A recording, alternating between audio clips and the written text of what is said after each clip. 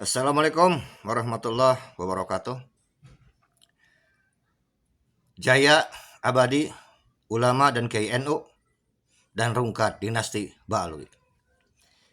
Pada kesempatan saat ini yang saya ingin sampaikan juga untuk meluruskan, karena banyak para kiai, para ustadz, termasuk santri yang masih menggunakan zon untuk menetapkan sebuah hukum. Masih dalam buku saya ini saya kasih judul husnudon itu dengan dalil, sedangkan kesesatan itu meninggalkan dalil. Kalaupun ada ulama muktabar yang mengakui Ba'alwi sebagai zuriyah Nabi Muhammad SAW tanpa menyertakan dalil atau data serta fakta kebenaran nasabnya, itu namanya husnudon, bukan mengisbat atau menetapkan. Sedangkan persangkaan tertolak ketika telah datang data atau fakta yang bertentangan dengannya. Dalam kaidah usul fikih dikatakan la ibrata bizannil bayini khata'uh. Persangkaan atau praduga yang jelas salahnya tidak dianggap.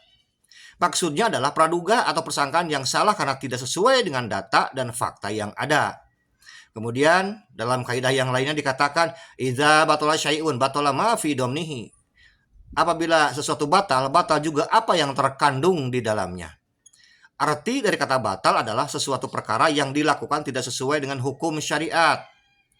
Nah, sekarang dalam konteks Ba'alwi bersambung atau tidaknya nasab mereka pada Nabi Muhammad SAW harus dilakukan dengan riset atau penelitian.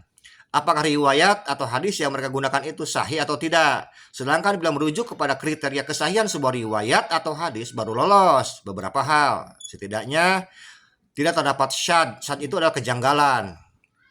Kemudian diriwayatkan oleh rawi yang thiqah. Kemudian tidak terdapat di dalamnya ilat atau kecacadan.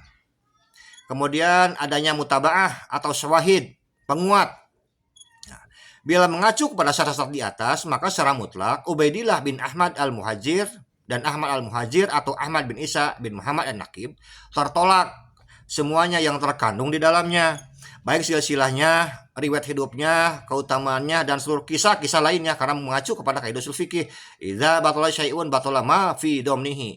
Apabila sesuatu batal, batal juga apa yang terkandung di dalamnya. Contoh, kayak orang lagi sholat pada tahiyat akhir misalnya, ya dia mengeluarkan angin alias kentut, ya kan, walaupun sedikit tetap aja batal.